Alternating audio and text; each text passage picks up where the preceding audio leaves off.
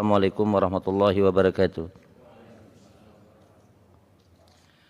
Lakal hamdu hamdan hamda wa laka syukru syukran syukra. Asbahna wa asbahal mulku lillah walhamdulillah. Allahumma ma asbaha bi min ni'matin aw bi ahadin min khalqika faminka wahdak. Ya Rabbi lakal hamdu kama yanbaghi bi ni'mati li jalali wajhika wa 'azimi sultanika. Raditu billahi rabba wa bil islami dina wa bi Muhammadin nabiyya wa rasula. Rabbi zidni ilma warzuqni fahma. Pagi yang cerah, pagi yang penuh nikmat, pagi di mana pagi hari ini adalah berbeda dengan pagi-pagi sebelumnya. Kemarin kita mendapatkan curahan hujan luar biasa, Sleman hujan, Kota hujan, Bantul hujan, di mana-mana hujan. Alhamdulillah, alhamdulillah dan alhamdulillah, rahmat Allah.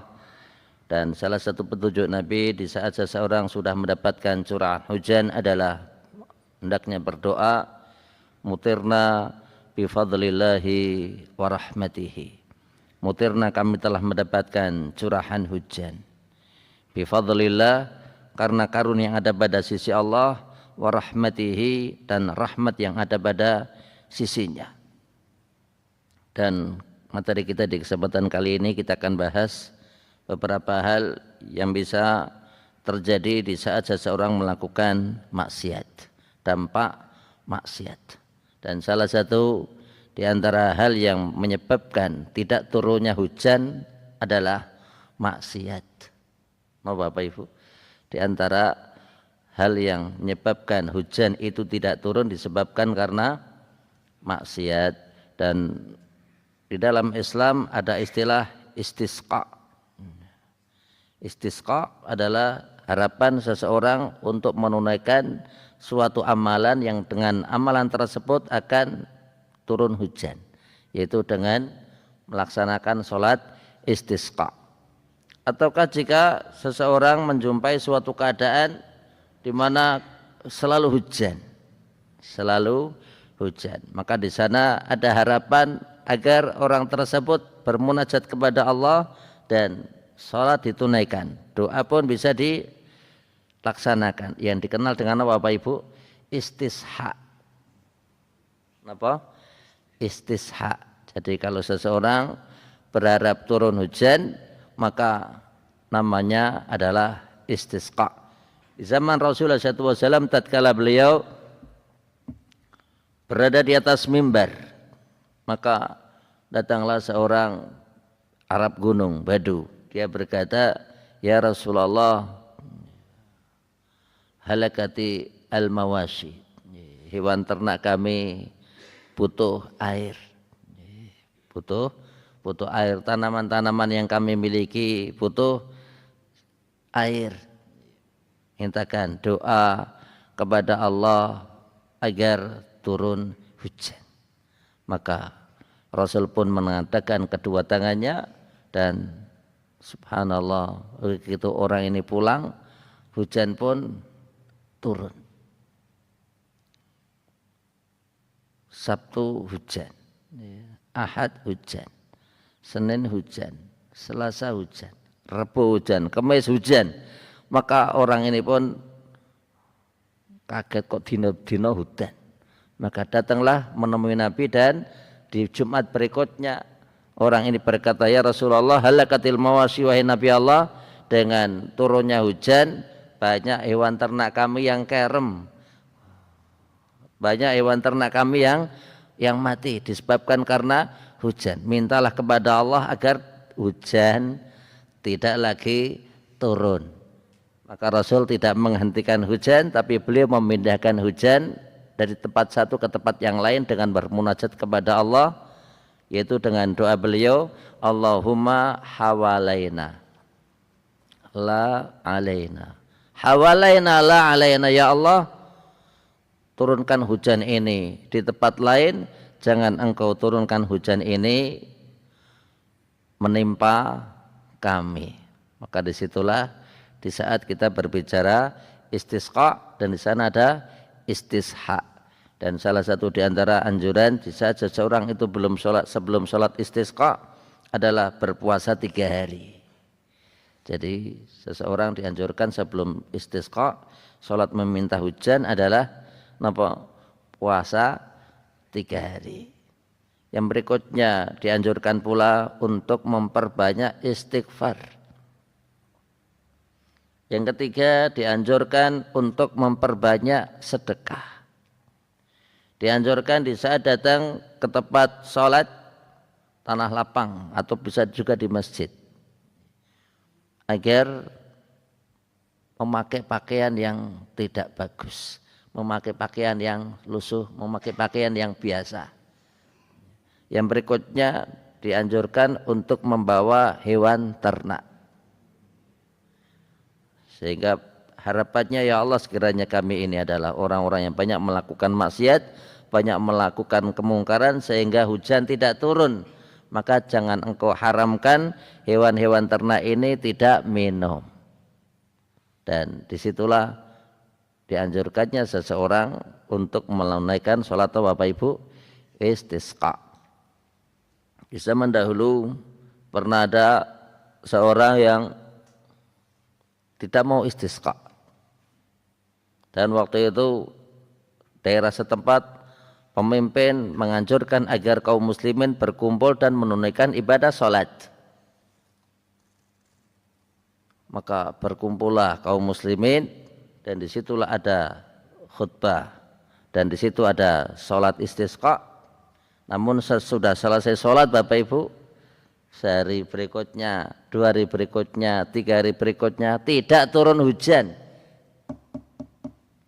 Tidak turun hujan. Dan dikatakan bahwasanya ini kemarin sepertinya orang-orang sudah pada hadir.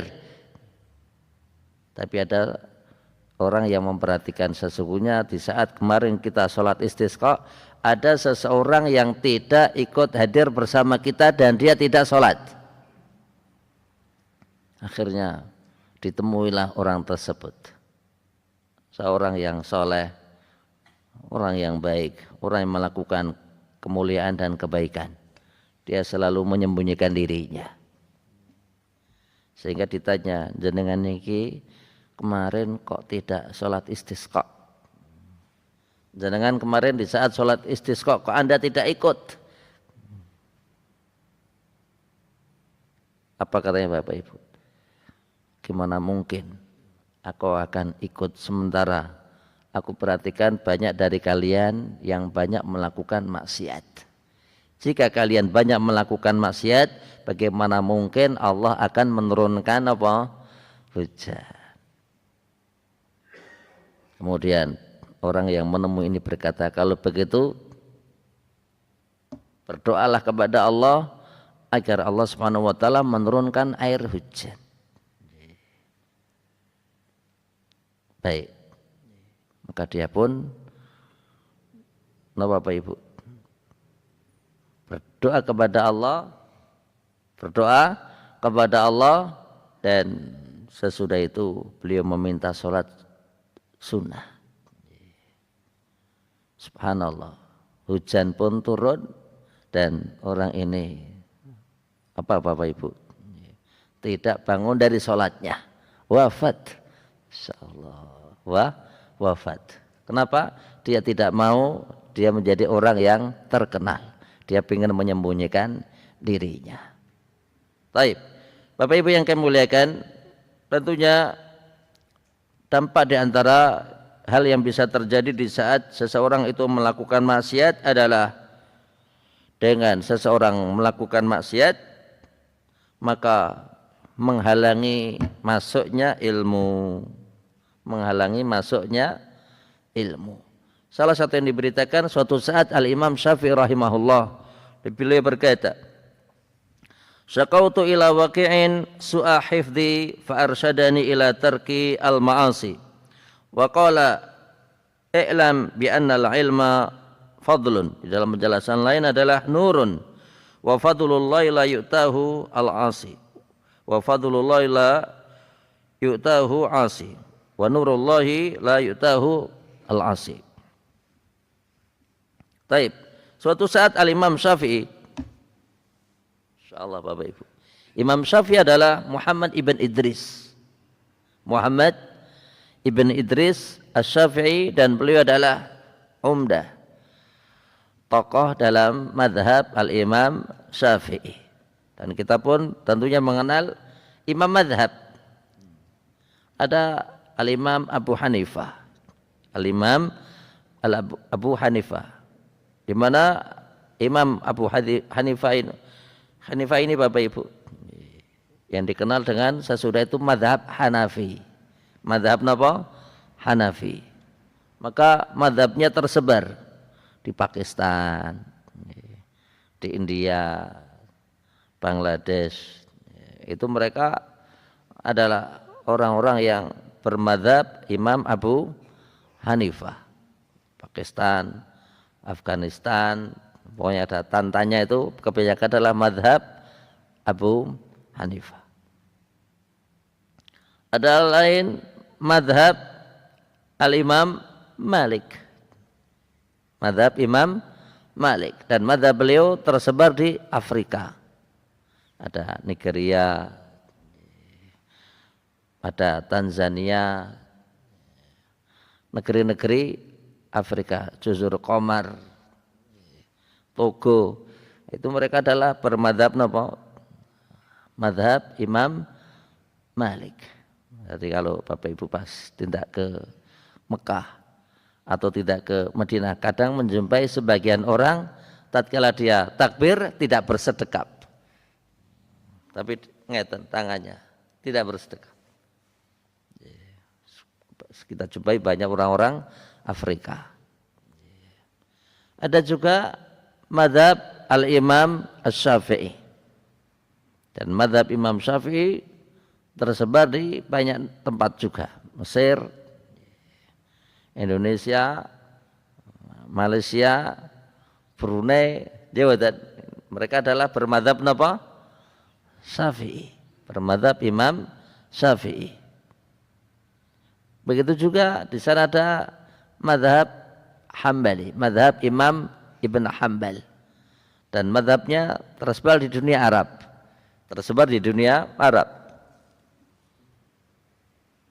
Saudi Arabia, Yaman, Kuwait, Qatar, dan tempat lainnya. Itu adalah bermadhab apa? Hambali. Dan kita mengenal bahwasanya al-Imam Syafi'i adalah orang yang top di dalam madhab fikih, dalam materi fikih. Yang saya Bapak Ibu tentunya di sana ada madhab yang lain sebenarnya. Ada madhabnya al-Imam Ats-Tsauri, Sufyan Ats-Tsauri. Madhabnya ada dahulu, tapi tidak beredar dan tidak beredar kemana-mana. Waktu itu ada. Ada juga madhab Adz-Dzahiri, dia bukan madhab Daud Adz-Dzahiri, juga madhabnya tersebar, tapi tidak sebanyak madhab yang lain. Baik. Imam Syafi'i Bapak Ibu, Imam Syafi'i itu adalah seorang yang cerdas,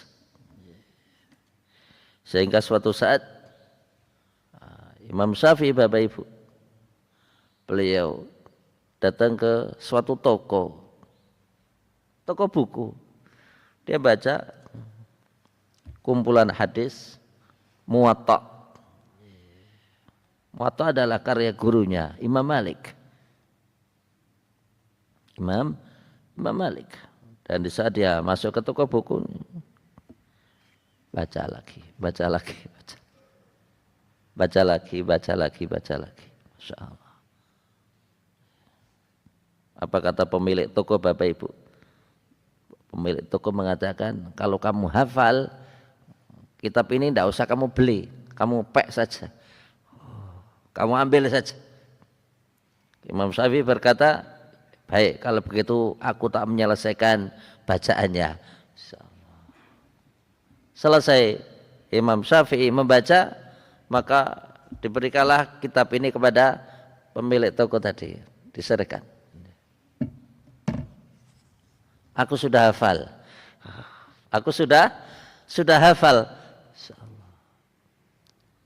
Subhanallah. Imam Syafi'i dites bolak-balik di dalam kitab Imam Muwatta, di dalam kitab Imam Malik yang berjudulkan Muwatta, hafal semuanya Bapak Ibu. Insyaallah. Luar biasa mboten? Luar biasa. Insyaallah. Nah, sekali maca katam apal ya Bapak Ibu. Dan akhirnya kitab tersebut diberikan kepada Al-Imam Syafi'i tanpa Imam Syafi'i membelinya. Dibeli dengan apa Bapak Ibu? Hafalan. Dibeli dengan apa? Hafalan. Imam Syafi'i adalah seorang yang sangat cerdas. Sehingga suatu saat beliau mengalami suatu keadaan di mana dia mengadu kepada gurunya. Syakautu ila Waqi'in su'a hifdhi. Aku mengadu kepada guruku Al-Imam Waqi'. Su'a hifdhi, buruknya hafalan yang aku miliki. Hafalan top sampai suatu saat dia kok menjumpai keadaan di mana sulit dia menghafal. Farsyadani ila tarki al-ma'asi. Maka dia pun memberikan wejangan kepadaku agar aku ini meninggalkan maksiat. Wa qala i'lam bi anna al-ilma fadlun. Kemudian guruku mengatakan bahwasanya ilmu adalah karunia. Di dalam penjelasan lain adalah wa'lam annal ilma nurun. Ketahuilah bahwasanya ilmu adalah cahaya. Wa fadlullahi la yutahu asi, dan karunia Allah tidak bakalan diberikan. Wa nurullah la yutahu, dan cahaya Allah itu tidak bakalan diberikan kepada orang yang melakukan maksiat. Subhanallah. Maka disitulah di saat seseorang berbicara ilmu, ternyata seseorang itu bisa terhalangi dengan hadirnya ilmu disebabkan karena apa? Maksiat. Baik, berikutnya dengan seseorang melakukan maksiat, maka seseorang akan terhalangi hadirnya rezeki. Hadirnya rezeki.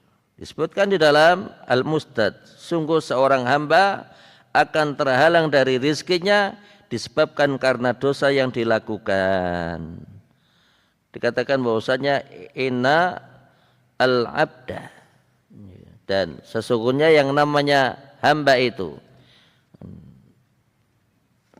la yuhramu ar-rizqa, disebabkan kenapa? Bidzambin yusibuhu, sesungguhnya seseorang itu akan terhalangi hadirnya rezeki disebabkan karena maksiat yang dia lakukan. Bapak Ibu yang kami muliakan, di antara hal yang Allah Subhanahu wa taala tetapkan adalah rezeki.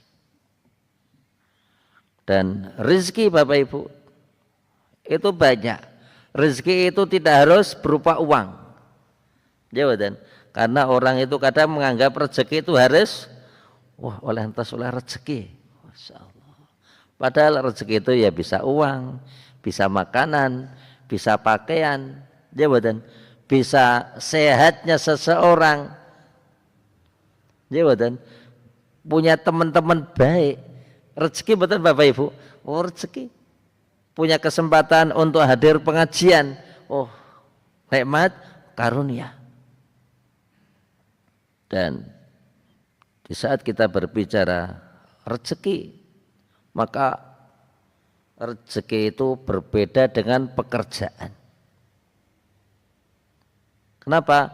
Kalau kita berbicara pekerjaan, maka pekerjaan itu bisa ditiru. Pekerjaan itu bisa ditiru. Kita ingat Bapak Ibu di saat di Jogja ini dulu awal-awal adanya pulsa. Banyak orang jualan pulsa. Di Jogja ini di saat banyak orang buka usaha laundry, banyak pula orang yang ikut rame-rame buka usaha laundry. Dulu sebelum pulsa banyak orang yang usaha buka telepon nih, kabin nih kok. Jadi banyak yang buka. Nah, sekarang sudah punah, ya betul Pak. Di saat rame jualan gorengan, banyak orang jualan gorengan. Napa Pak? Subhanallah. Kadang satu sama lain, yang penting yang lagi rame apa ya, itu kadang orang ikut.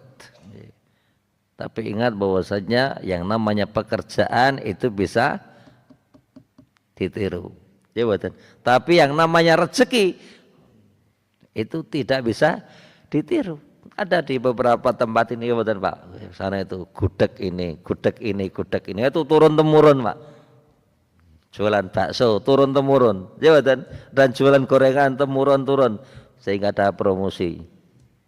Promosinya apa? Mbahmu ki koncoku. Apa Pak? Mbahmu ki napa? Koncoku. Kakekmu itu adalah temanku. Subhanallah, yang memberikan informasi bahwasanya usaha ini sudah lama. Taib, kenapa mbahmu adalah koncoku?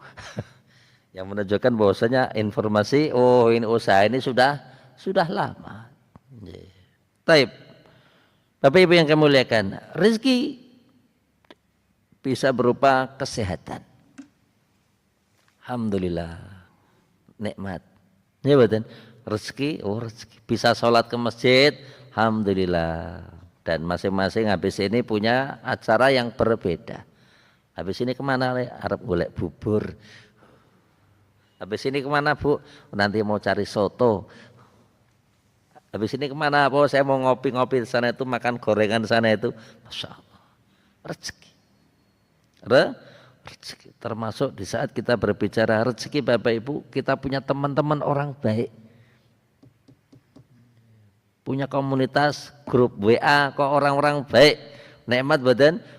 Nikmat. Tapi Ibu yang kami muliakan, dan seseorang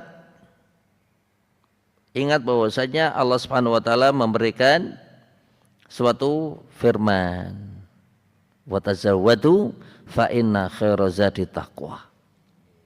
Di saat kita berbicara rezeki, maka tawakal adalah yang terbaik.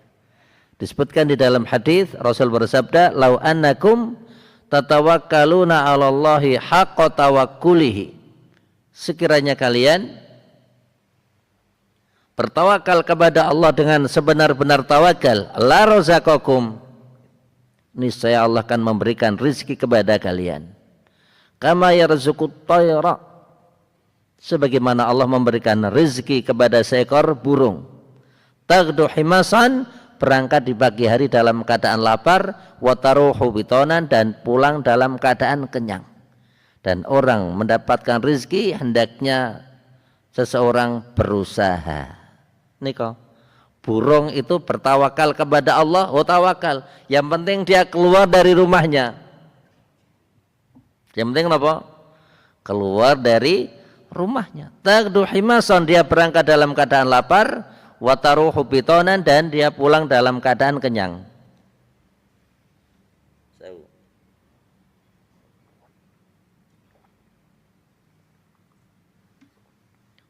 Di Al-Quran Bapak Ibu, di Al-Quran disebut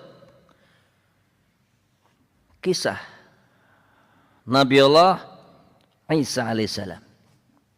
Di saat Nabiullah Isa alaihissalam hendak lahir, ya betul, maka kita mengenal bahwasanya, sinten Bapak Ibu, kita mengenal bahwasanya Maryam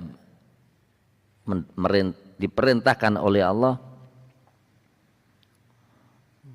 wa huzzi ilaiki bijid'in nahlati, wahai Maryam, goyangkanlah pohon kurma ini, tusaqit alaiki rutaban janiyah, niscaya akan berjatuhan kurma yang masih segar.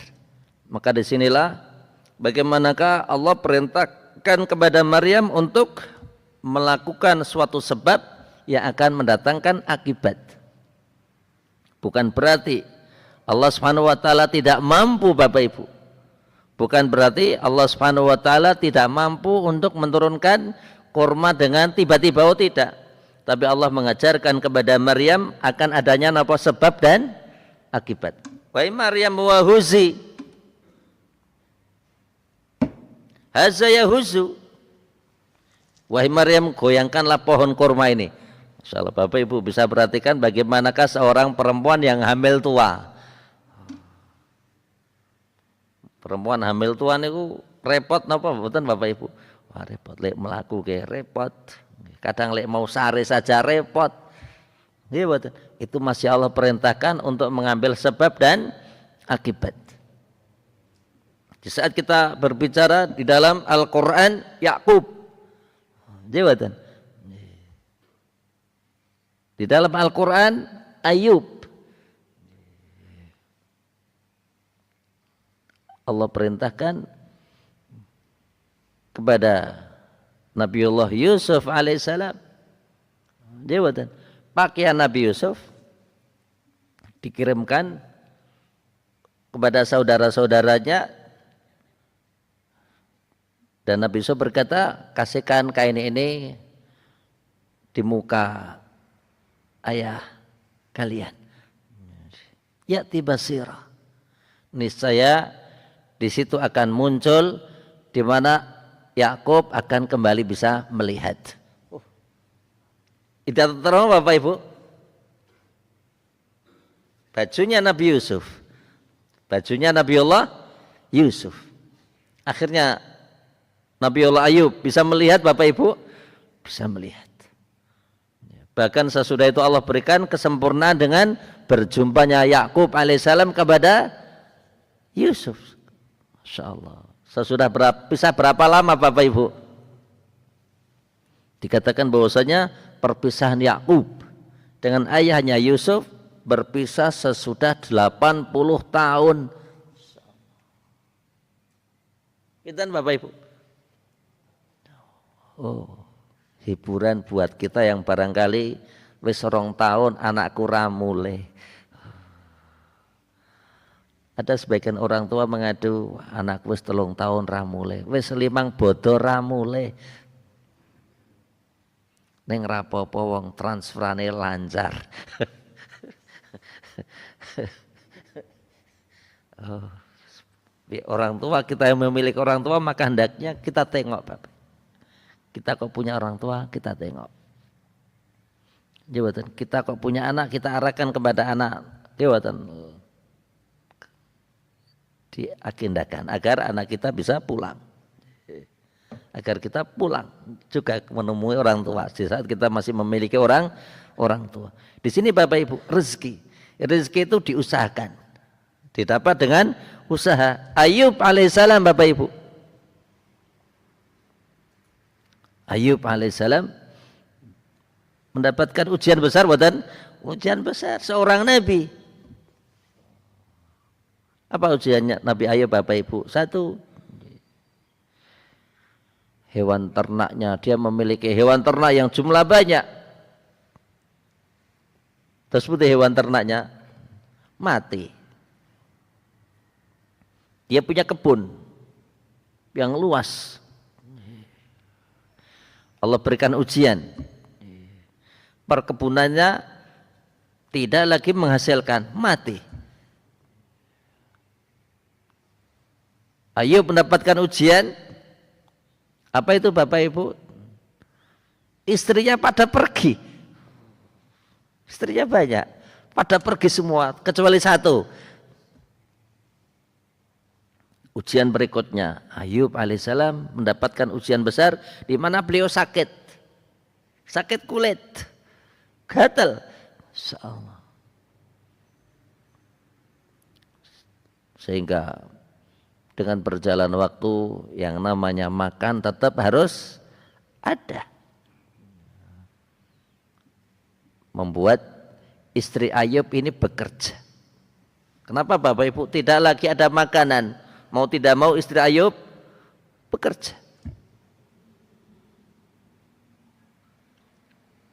Dan lama-lama orang pada ngerti kalau ternyata wanita ini adalah Bu Ayub. Orang-orang pada ngerti, oh ternyata perempuan ini adalah istrinya Nabiullah Ayub. Akhirnya seperti Bapak Ibu, di PHK, diputus pekerjaannya sehingga tidak lagi bekerja. Padahal makan harus jabatan. Orang hidup kan makan. Apa yang dilakukan istri Ayub ini Bapak Ibu? Istri Nabiullah Ayub ini akhirnya dia memotong rambutnya, gondol rambutnya, dia jual. Untuk apa? Untuk bisa makan. Begitu istrinya datang membuka tutup kepalanya, Ayub kaget. Kenapa Bapak Ibu? Wah, rambut ape-ape kok didol. Melakukan suatu kemungkaran. Kan perempuan tidak boleh gundul rambut. Bahkan ibu-ibu yang tidak haji atau umroh. Jawatan Pak. Di saat kita selesai apa? Tawaf. Jawatan. Tahalul kan motong rambut, buatan Bapak Ibu. Oh ya. Kalau laki-laki tergantung. Jawatan. Pakai silet itu mus. Atau pakai gunting, jawatan. Kalau pakai gunting, ya tek. Dianjurkannya adalah merata. Tidak boleh cuma ujung kiri kanan atau kiri tengah depan sedikit, belakang dikit, tengah dikit. Jawatan. Kok kita harus pakai gunting Bapak Ibu? Maka harus sempurna, semua sisi, semua kepala dipotong sidik-sidik, tidak apa-apa. Kok ternyata kita pengen menyempurnakan umroh kita, menyempurnakan haji kita, maka sunahnya adalah gundul. Dan Rasul memberikan doa, rahimallahul muhaliqin. Ada sahabat mengatakan, wa muqassirin ya Rasulullah, Allahumma raham al-muhaliqin. Wa muqassirin ya Rasulullah, Allahumma raham al-muhaliqin. Wa muqassirin ya Rasulullah, wal muqassirin. Rasul bersabda, semoga Allah merahmati mereka orang yang gundul. Ada sahabat yang potong pendek ya Rasul. Kemudian Rasul ngendikan, semoga Allah merahmati mereka yang gundul. Yang potong pendek ya Rasul. Rasul bersabda, semoga Allah merahmati mereka yang gundul. Yang potong pendek ya Rasul. Saya sudah 3 kali baru wa muqassirin, dan orang yang potong pendek. Ini berlaku untuk laki-laki Bapak Ibu. Adapun perempuan tidak boleh gundul. Perempuan bisa tahallul maka memotong rambutnya adalah seujung jarinya. Nah, Ayub alaihissalam begitu menjumpai istrinya kok gundul, dia marah. Ini adalah kemungkaran. Kemudian Ayub pun marah. Sesudah itu istrinya pun pergi. Istrinya apa? Pergi.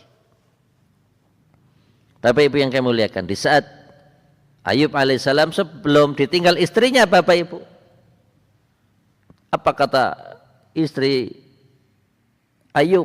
Wahai suamiku Ayub, jenengan iki nabi.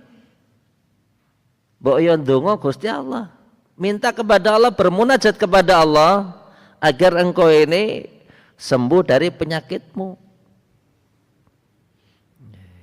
Ayub berkata, sungguh penyakit yang aku derita dengan kesehatan yang aku terima jauh lebih banyak sehatku. Dan dikatakan Bapak Ibu, Ayub alaihissalam beliau mendapatkan suatu ujian berupa sakit selama 18 tahun. Insyaallah. Itu Bapak Ibu, 18 tahun. Insyaallah. Kita ini lara 3 dina bingung ya, ngoten Pak. Kadang pilek sedina ora mari-mari bingung ya, ngoten. Ini Ayub alaihissalam sakit berapa tahun? 18 tahun. Dia diperintah oleh istrinya agar bermunajat kepada dia, enggak mau. Akhirnya dia pun mengatakan, anni massaniya ad-durru. Ya Allah, aku ini mendapatkan ujian suatu hal yang aku merasa berat.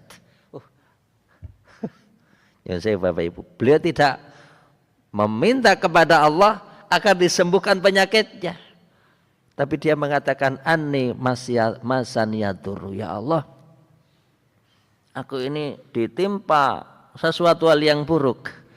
Kemudian beliau mengatakan wa anta arhamur rahimin, dan engkau adalah zat yang maha rahmah di antara para rahmah.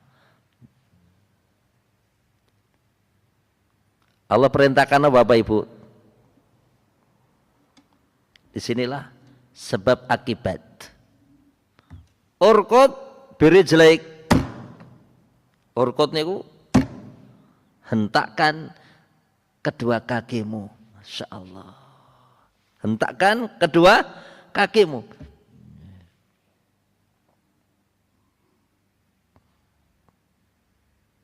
Maka di sini apakah urkut birijlik, hentakkan dengan kakimu, apakah kaki watengan atau kaki watok? Walhasil kanan, itu yang biasa ma'ruf. Dan Allah tentunya maha mampu melakukan sesuatu tanpa Ayub alaihissalam menghentakkan ke bumi pun, jika Allah berkehendak keluar, keluar. Tapi kita juga mengenal bahwasanya Nabiullah Ismail alaihissalam di saat Hajar lari-lari mencari air, dia buatan antara Bukit Sofa dengan Marwah, apa yang dilakukan oleh Nabiullah Ismail Bapak Ibu, dan dia masih kecil, dia buatan masih bayi, menghentakkan ke bumi, dikatakan sini pakai sikunya. Di dalam riwayatnya adalah pantalan kakinya, mancal-mancal pakai kakinya. Maka di situ apa? Sebab akibat, ikhtiar, dia buatan Ayub alaihissalam diperintah oleh Allah urkut birijlik, hentakkan kakimu. Kemudian apa Bapak Ibu? Hadza mughtasalun. Oh, hadza mughtasalun. Oh. Wasyarab. Insyaallah. Ini adalah air yang bersih, cocok untuk mandi. Dan sesudah itu kaummu hendaknya meminumnya. Sebagian ulama memberikan penjelasan Bapak Ibu, di saat seseorang itu olahraga, tidak buru-buru minum. Sesudah seseorang itu olahraga, maka akan keluarlah nopo? Keringat dari pori-pori, jawatan. Sehingga dengan keluarnya keringat dari pori-pori, maka itu sesudah selesai tuntas keluar keringat, baru nopo? Mandi. Sesudah mandi baru minum. Dan Ayub alaihissalam beliau mandi. Sesudah mandi maka beliau pun minum. Sesudah minum dan mandi Bapak Ibu, maka Ayub alaihissalam tampil muda. Gatal-gatal penyakit kulitnya sembuh dengan sempurna, kembali mulus, laki-laki kuat dan sehat, wajahnya tampan. Istrinya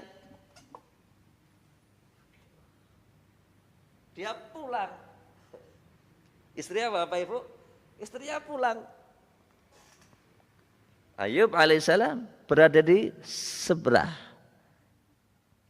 dan disitulah Ayub tidak menampakkan diri, belum kelihatan sama istrinya. Apa kata istrinya?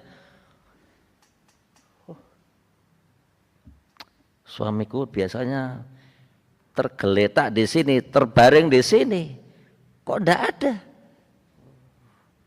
Kayak pangan ulo. Jangan-jangan dimakan serigala. Jangan-jangan sudah meninggal kemudian dikubur. Dia merasa salah. Merasa apa? Merasa bersalah. Kenapa dia mencari suaminya tidak ada? Kemudian begitu dia menengok ke sebelah kanan, Dia lihat seorang laki-laki tampan dan ganteng. Dan dia berkata, tahukah engkau ada bapak-bapak yang biasa tergeletak dan berbaring di sini? Kok enggak ada? Di mana dia? Namanya Ayub. Apa kata Nabi Ayub? Aku Ayub. Maka disitulah istrinya kaget. Kenapa? Oh, tambah ganteng, tambah muda. Subhanallah.